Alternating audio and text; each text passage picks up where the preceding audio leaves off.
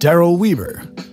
Daryl is a former global director of creative strategy at the Coca-Cola Company, where he oversaw brand and communication strategy for many of the company's billion-dollar brands. He's the author of the book Brand Seduction: How Neuroscience Can Help Marketers Build Memorable Brands. He will now share his vision on how you can use neuromarketing as an upfront strategy and bridge the chasm that exists between the neuroscience understanding we have today and how marketers could benefit from it. Please give him a warm welcome. I want to talk today about how we can reposition neuromarketing from right now where I'm seeing it as an end of the process kind of thing to an upfront strategy. And I'll explain what I mean by that. But first, I'd like to start with a quick story. When I was at Coca-Cola, I worked there for a few years, left recently. One of my first projects was with a new brand that we were launching around the world. Many markets around the world. It was very exciting. We worked long and hard on the brand positioning, the brand strategy, and then eventually on the creative strategy and the campaign that we were going to develop. I was working with Wieden & Kennedy, one of the great creative marketing agencies, advertising agencies. And it was great. We got to a really good campaign idea we were very excited about. We had done some exploratory research up front, ethnographies, that kind of thing, and then some check-ins with consumers along the way. We got to a big idea that we really liked, right? And we had developed it into digital, out-of-home, TV spots, the whole gamut. And at the time came when we were ready to run it in a few different markets, and our brand team and the market research group decided they were going to bring in a neuromarketing firm, which was very exciting for me as someone who's very interested in neuromarketing. But for my group and the advertising group at Coca-Cola, not so much. They were a bit worried about it and a bit skeptical. In particular, my boss, a woman at the time who, fantastic lady, has worked at many advertising agencies, some of the top in the world, some of the best brands you can think of, really, she's worked on. Great creative background. And we're in this meeting, and the neuromarketing agency is presenting their findings. It was EEG scans. They were talking about the engagement we had during our 30-second spot they focused on. Talking about sort of the positive moments, negative moments. And you know, it was going okay. It was kind of fine. I could feel my boss's eyes kind of rolling in her head at times, and could feel some frustration coming from her. But then there was one moment that kind of took it a little too far, and that was when this agency cut a new spot based on all the moments of the spot that had high attention or high engagement, right? So they kind of took out all the story and the work and the big idea that we had created, and just showed us the high moments. And not to take anything away from that agency, I think they were trying to make a point. I don't think they were suggesting we actually use that as a commercial. But my boss at that moment slammed her hands down on the table, pushed away, and stormed out of the room. and she's a very nice lady most of the time, so this was very out of character. And I started to think, you know, what is it? What caused that? And I realized that really neuromarketing has a branding problem of its own. Just like many of our clients come to us with they need to evolve or refresh their brands or understand how they connect to their consumers, I feel like neuromarketing, it's still early, it's still fresh. Obviously for us, a lot of us here, we know it, we've been talking about it for years. But in my experience, the creatives that I've met still don't really know about it, they haven't heard about it, they're very skeptical of it, and when they do think about it, they think of it as a killer of creativity. And I know that sounds a little harsh, especially to a lot of neuromarketers who are here. But that's really the truth, right? It's something that kind of comes at this end of the process after they've done all their big thinking, they have something that's culturally relevant, it's making a big stand, and then we're telling you what works or what doesn't. And you can see they just come from very different worlds. The neuromarketing world is a bit, you know, it's kind of in academia and in market research. It's kind of nerdy. I think we can all agree we're probably all a bit nerds in this room. There's nothing wrong with that. Nerds are cool now, right? But it does, and then whereas creatives coming from a very different mindset, right? A lot of them tried to be artists, you know, now they're working in advertising. They have very different goals and ideals, right? They're trying to make something that makes a big statement in culture today. They want something that resonates deeply with their consumers, right? They want something that's going to be provocative and touch people. And you know, they hold up heroes like Steve Jobs, who proudly said, I don't do market research, and I'm not going to look at what consumers tell me because I think we know. We want to lead consumers, right? Not listen to where they are. So they're coming from this mindset, right? Where research is not going to help us, and it's especially not going to help us be creative. It's too scientific for something that they feel is an art. So how can we move it from something that's right now being seen as killing creativity to something that actually inspires creativity. So how can we move it from something that's at the end of the process, that's, once we've already created the ads and is telling you what's working and what's not, to actually moving it to the front and saying, can we be smarter about how marketing works if we understand how the brain works? If we can ask better questions, I think that would just make us smarter marketers, right? I used to work as a strategic planner in advertising, where our job was to really come up with the message, and it tended to be the conscious message, right? What do we want to say? What's the key takeaway? But how can we do that in a way with neuromarketing too, where we can bring in kind of all this knowledge we have of the unconscious and how the mind works to inspire brands that are going to connect with consumers on a deeper level? So that's my goal today, to tell you a little bit about how we might be able to do that and a few thoughts I have on it. The good news is that the brain science today is becoming part of the cultural conversation, right? Everyone's talking about it. It's becoming very popular. Books like these and many others are becoming widely read among people in marketing and advertising too. They're talking about it. But for some reason, when it goes over to market research, it doesn't make the jump, right? We can talk about these as sort of interesting and fascinating aspects of how the mind works, but it's not getting translated over into a way that's applicable to creatives specifically, right? How they can use it in their work. The way it is getting translated is this. It is emotions, right? Everyone's saying, well, we know we need to tap into emotions. I'm sure anyone here who's working in marketing is hearing this every day now, right? We have to find ways to reach consumers emotionally. But I see a couple problems with this. One, I think it's much more of a conscious emotions that we're talking about now. And I think there's a lot of confusion around what emotions really are and how they work. So I'm going to take you through two examples of how I'm seeing that come to life. One, Coca-Cola, obviously an amazing brand, right? One of the strongest in the world, like Steve just talked about. But I think this case, this is their previous tagline, they just recently changed it. The idea of open happiness, right? They're trying to very explicitly own an emotion. They're saying, we stand for this idea of happiness. And I think this is classic marketing today, right? It's less about rational benefits or features. I think that era has moved on. We're all about emotions now. And everyone's saying, well, we're going to ladder up. We're going to start with what our benefits are, our functional benefits, and then move up to what is that bigger, higher order emotion. And sure, that's great, and I think that's true and what we need to do. And I think happiness is a great emotion for Coca-Cola to own, but I think it's an oversimplification of it. I think Coke is just way more than just happiness, right? Steve actually showed some slides on the associations Coke has. It's about nostalgia for a lot of people. It's about Americana, right? It's this sort of, it harkens back to the good old days and having it on summers with friends. There's all these kind of rich associations connected to that brand that are not just encapsulated in the idea of singularity of happiness. The second problem I see with talking about emotions is that a lot of marketing today is trying to really elicit emotions directly through their advertising, right? So they think, oh, we're going to reach consumers emotionally. We need to make them laugh or cry with our ads. It feels like every ad I see lately is trying to make me cry. If you watch some of the awards, it doesn't matter what it is. It can be toothpaste or shampoo. It's telling me how to live my life, and it's making me cry, right? And I don't know why. So yeah, a Fast Company dubbed this the rise of sadvertising, which I think just in the past couple of years has become such a trend, partly because everyone does think they need to tap into emotions, understand emotions, and so they've taken it to this very literal place, right? This very conscious way of looking at emotions.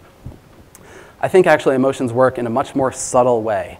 And that's what I want to talk about now, what the real role of emotions can be. So Antonio Damasio, I'm sure, is very familiar to a lot of you. I know he spoke at a Neuromarketing World Forum just a couple years ago in New York. And I love this quote, that we are not thinking machines, we are feeling machines that think, right? So we like to think we're sort of conscious, rational creatures. In fact, we are much more driven by our emotions than we realize. And that to me is fascinating and very interesting, and I go much more in depth on it in my book. But just to point out here that that's a very different way of thinking of emotions than those two ways that I just explained, right? It's not owning an emotion or eliciting them through your advertising or marketing. It's about just creating something that's going to guide you. Because emotions are really, they're about action. That's, I think, how Antonio Damasio and other neuroscientists have defined emotion today. It's not just happiness, sadness, pride, or anger, or disgust. Those are sort of the obvious emotions. It's really much more subtle and nuanced than that. The word emotions actually comes from the Latin root movere, which means to move. Emotions actually has the word motion right there in it. Right? Emotions get us to act, they get us to do something. And I think that's how we should think about them, as something that gets us to do things in our lives. As we're moving through our lives, it subtly guides us and shifts our behavior. So if we think about it that way, it can change how we think about applying it to marketing. If we think of a typical consumer example, you're walking down the aisle, you're looking for a laundry detergent. What gets into your consideration set or your mindset? You're not obviously consciously looking at every single label, comparing every feature. You probably have a few, or one typically, that you're sort of habitually buy. But maybe it's Tide that you've seen your mom use when you grew up, or you've seen in different places, and you notice its bright, vibrant color and its name, and all those little associations kind of add up to a feeling you have towards that brand. And then maybe that's the one you pick. Of course, the conscious mind still has a role, and it can still override what you were drawn to. There might be a coupon or a price sale or something like that. But these emotions kind of just subtly shifted and guided you intuitively to move towards that brand. So I want to talk about another study that you might be familiar with. Jonah Berger at the University of Wharton, University of Pennsylvania. He did the study with the great name, Dogs on the Street, Pumas on Your Feet, which for an academic research paper is an amazing name, I think. And the point of it, I'll kind of oversimplify the findings. Probably many of you are familiar with it. But he showed groups of respondents pictures. Some were just random images, and then some groups had images of dogs, right? There were images of dogs sort of in the mix of random images that were priming them. And then later they showed them brands, and the ones that had seen dogs were actually more favorable, or judging the Puma brand more favorably and more likely to say they would purchase the Puma brand. That to me is kind of crazy, right? It's fascinating that dogs, which are not related to Puma in any way, would somehow influence it, would prime it for that. Well, what he was showing and what his theory and hypothesis was that the Puma brand has this kind of network of associations in your mind. And the brand, even though you may not think of it consciously, is connected to cats in your mind because, of course, the name Puma is a great cat. It has the cat logo in its logo. But then he took it one step further to say that cats are very closely connected in your memory to dogs, and that our memory for kind of anything, concepts, semantic network concepts, they call it, they're all connected. So by activating this dog association, you're activating cats and activating the Puma, and that raises its favorability in your mind, which is really kind of crazy. But just shows that, yeah, concepts live in our memory and in our minds as these kind of semantic memory networks. So an example here, just of a cow. A cow, it would have many different connections in your mind, from farms or grass, beef, leather, yogurt, milk, and then each of those would have their own connections, right?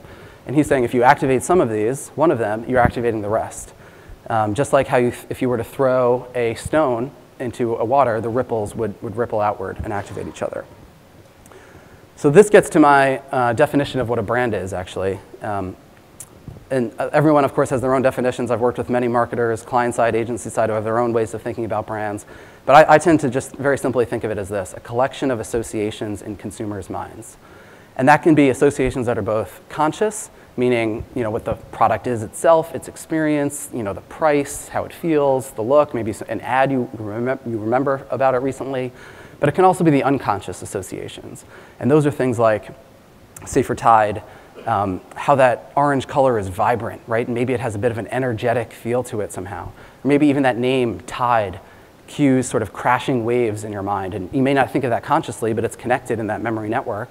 And now you think of Tide as sort of like fresh and clean feeling, just from its name and its feel, right? So they don't consciously say those kinds of things, but they're getting communicated in subtle, unconscious ways, and they're being connected to the brand. So I think fashion brands actually do this really well. And I think a lot of CPG and financial institutions, other categories can maybe learn this from fashion brands, because they never talk about functional benefits or rational benefits, right? They can't, right? They're much more about lifestyle and the feel of their brand. So all they focus on is trying to create a mood or a personality or a vibe, right? Some intangible feeling that they stand for. And they will very carefully sort of craft that feeling among everything they do, from their products, their in-store environment, to their advertising and marketing. It's all about the personality for them, right? And so they're crafting that feel. I think, I work as a brand strategist. Fashion brands kind of get a bad rap for not being very strategic in the typical sense, right? Because they don't have a reason to believe or a key message or anything like that. But what they do have is a feeling. And you can very much feel, what does the Tiffany's brand look like? Or what does J. Crew kind of look and feel like versus others? I think, I look at this ad, I think it was actually the cover of a style guide. Just from looking at this with no words at all, I get the sense that this brand is easygoing, it's approachable, it's fun, it's friendly, whereas some of their competitors are maybe a bit more harder edged, or have this more evocative style. They're much friendlier, just from this image, right, without saying anything else. And those are associations then that are getting connected to the J.Crew brand. So this is another, they call it a mind map, where you can take some of these associations and try to connect them just in the similar way that I showed with the conceptual network. Any guesses onto what brand I was thinking here? I drew this up kind of quickly, but you might be able to guess. Yeah, North Face, exactly. Yeah, so without any mention of product or any physical goods on here, I was trying to just get what is the feel of the brand, and the North Face is what I was thinking, right? And obviously this could be much more complex and would be much messier in the mind. But this is words, and I think these feelings go actually beyond words, and if we're trying to elicit and bring to life this feeling of a brand, we should go beyond words. So collages often come in very handy here. In my book, I refer to this as the brand's fantasy. So this kind of unconscious collection of associations and feelings that are built behind your brand, and that's actually what consumers are drawn to. So this is a brand I've been working with recently. We were trying to create this sort of masculine, rugged, edgy, badass kind of vibe for it. And yeah, so we use words like those I just described, but really these images I think go a lot further in just sort of getting you the feel of this brand right away and very quickly. So intuitively you can just feel, okay, I get what this brand is about. And in working with this brand and others, when we create this feel, it actually does become very inspiring to creatives. They get what this feeling is meant to be, what we're trying to communicate. Yes, there's the conscious elements we're trying to communicate, but then we're also just as importantly saying we need to communicate these unconscious associations, and we want to build this brand around these unconscious, this feel.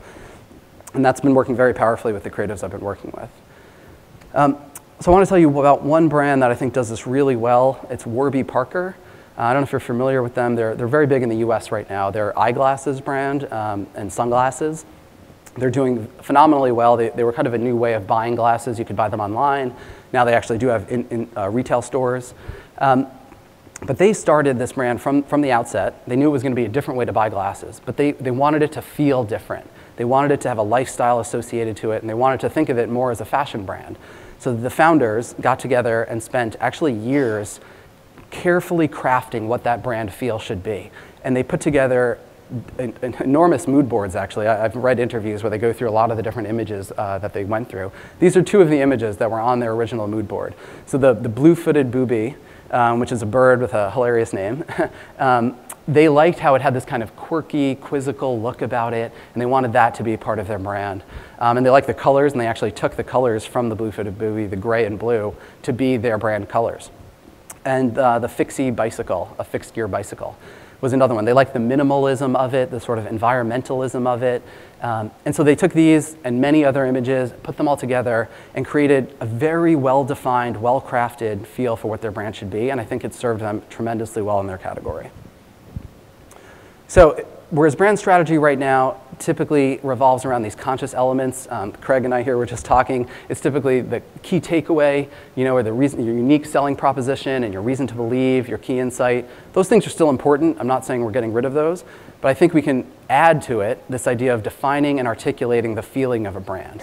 That should be core to what the strategy is. Right now it's typically the brand personality or the brand archetype, right? Those tend to be sort of relegated to a secondary element on the side. But can we make those actually central and critical to what a brand is? I think will make a big difference. It's actually much closer to how consumers really relate to brands, how they make their purchase decisions, and it's far more inspiring to the creatives who'll be working with it. So if that's the strategy, we can articulate that brand clearly, then the goal of marketing becomes to build and share that feeling with the world, which I think is a much more inspiring way to look at it and much more liberating, right? So instead of just sticking to these conscious guardrails, you can actually just take this feeling and expand on that and blow that out to the world. It's really how artists do it, right? If you have a musician, I happen to be a musician, songwriters that I know, they take a feeling, they take a concept for an idea that's hard to put into words, and then they write a song that brings to life that feeling, right? If you think of your favorite song, it's hard to say, what do I love about that song, right, consciously? It's not maybe the melody or the chord progression or the harmonies. It's really the feeling it gives you usually, right? So if you can articulate that feeling, if you can bring that life through a brand, I think it's just going to create much more value to the brand. I think it connects consumers to it more. I think consumers will enjoy the brand more. Obviously, will create loyalty. And the creatives who are making it will be more inspired by it. So quick recap here of what I just talked about. So right now, I think neuromarketing has a bit of a branding problem where it's seen as the end of the process, right, where we're evaluating the big idea that's already happened. And the way emotions are being talked about all the time, but right now they're thought of in this very conscious way, right? So we're either standing for emotions or we're trying to elicit those emotions through our advertising and marketing. So emotions actually are much more subtle and nuanced than that. They're guiding us through these gut feelings all the time. And then brands exist in our mind as these vast, messy networks, right, of all these different associations. So I'm calling it this idea of a brand fantasy that is a sort of a way, it's a model where you can actually help hone and craft and shape that idea of what your feeling of your brand is. And then the job of marketing becomes to spread and build on that feeling. So hopefully with that, it's a way of thinking of neuromarketing less as a test at the end and more of just how we can be smarter about marketing from the beginning, how it can inspire creatives and really be liberating and freeing if you're just trying to expand on that feeling. And that feels much closer to how consumers are really relating to brands. So this was good timing. My book just came out literally this week and this month. It's starting to hit shelves and is available on Amazon. Unfortunately, I don't really have any with me yet because they're not out. But if you are interested, come see me. My publisher gave me way too many of these bookmarks to give out, so I'm happy to give them out to whoever wants one. And I go in much more in depth on these kinds of topics, on how it can relate to creative, and I go market research and innovation, new product development, advertising, many more topics, how this can relate. So if you're interested, let me know. And if you'd like more, you can check out my website, Daryl-Weber. But thank you so much for your time.